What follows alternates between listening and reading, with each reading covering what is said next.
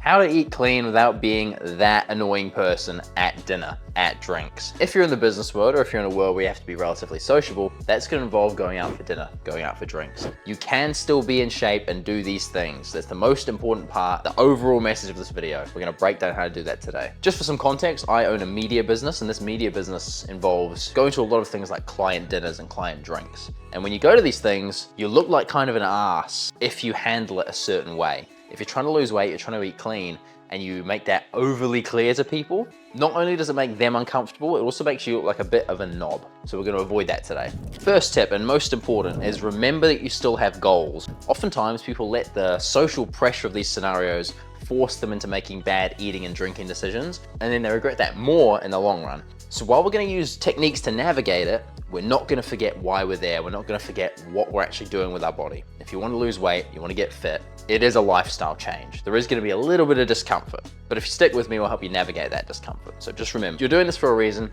Don't let the imaginary social pressure of other people force you into staying the same and force you into packing on that weight and not making the lifestyle change you want to make. Firstly, dinner.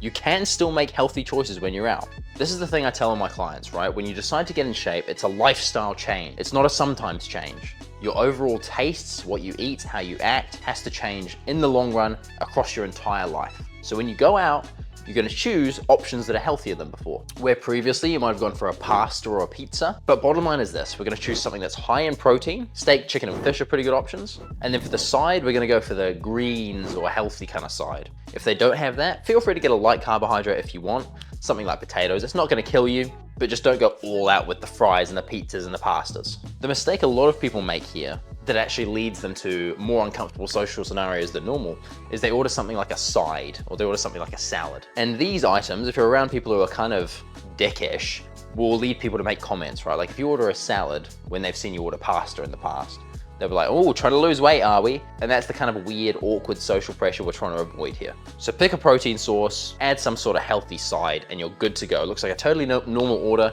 but you've stuck to your diet while all your co-workers and your friends are getting fat. Another technique I use is sticking to the rest of your diet very rigid throughout the day if you know that you've got an off meal coming up. So let's say your diet plan typically has 5 meals throughout the day, all relatively evenly spaced, but you know tomorrow you're gonna go out for dinner with your work colleagues. What I would do here is reduce your typical day of eating by 1 to 2 meals. If it's gonna be a really big meal out with your colleagues, maybe drop the last 2 meals from your meal plan. If it's just gonna be like a morning tea or like a shared lunch, something like that, just drop one of the meals. That way you've removed a certain number of calories, you'll actually know how many, allowing room for a little bit of spillover when it comes to more unpredictable calorie numbers, like when you eat out. So that's point number 2, adjust your diet to allow some room for eating slightly off plan. Point number 3, this is possibly the most tricky point a lot of people struggle with.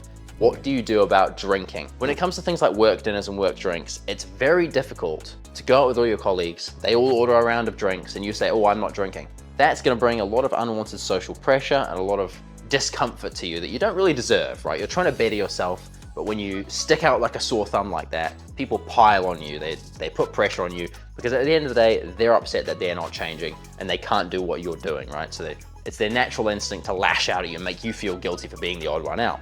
When in reality, you're the one that's doing the right thing, you're trying to be healthy.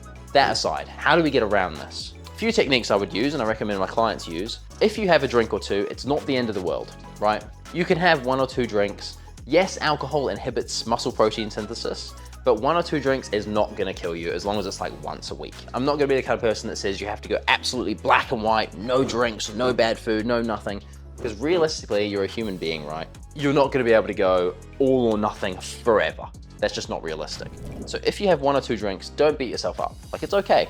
The distinction is though, where you previously may have furthered those 1 or 2 drinks into 6, 7, 8, 9 drinks and had a big work night, dial that back. Cut yourself at just 1 or 2 drinks and be the person that goes home slightly early. The beautiful thing about that is, after the first couple of drinks, no one really gives a fuck who's there and who's not. You can very easily slip away. The problem only arises and the social pressure only compounds on you when you stick out right at the start. So if you all get there together, let's say to a bar, and you're the person who says, I'm not drinking, When everyone else is sober, no one else had a drink yet, they look at you like you're kind of a weirdo. And that's the kind of social pressure that leads people to cheat on their diet. Don't beat yourself up about just having a couple of drinks and then excusing yourself early. That's a whole lot better than what you used to do when you'd have 8 or 9 drinks and just full send it, big night. Another key thing to do is choose your drinks wisely. All alcoholic beverages were not made equal when it comes to calories, and calories are going to dictate your progress in terms of weight loss. So you could order a bunch of beers, super high in calories, super high in carbs. They're gonna make you fat. That's why there's a thing called a beer belly.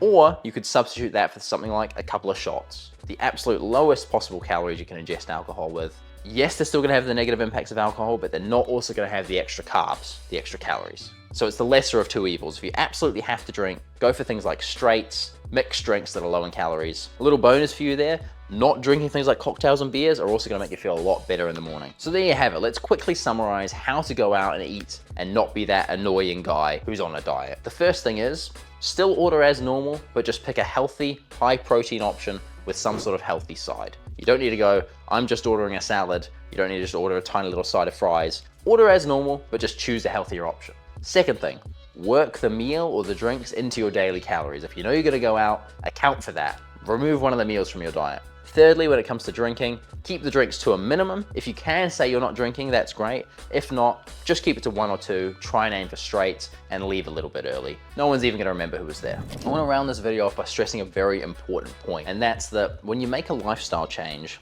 by definition, it's gonna feel difficult. And the reason it's difficult is because it's worth doing. The vast majority of people eat, drink, ingest, do whatever the fuck they want without even thinking about it. And that's why the vast majority of people are soft, out of shape, slow, and a little bit dumb. So when you make the choice to better yourself, there's gonna be resistance, right? But if you can navigate that resistance as effectively as possible, it's gonna make your transformation, your journey that much easier. So keep at it, employ these 3 techniques. I'm super proud of you for trying. If you need more tips, subscribe. I release a video every single day. That being said, you got this. I'll see you in the next one.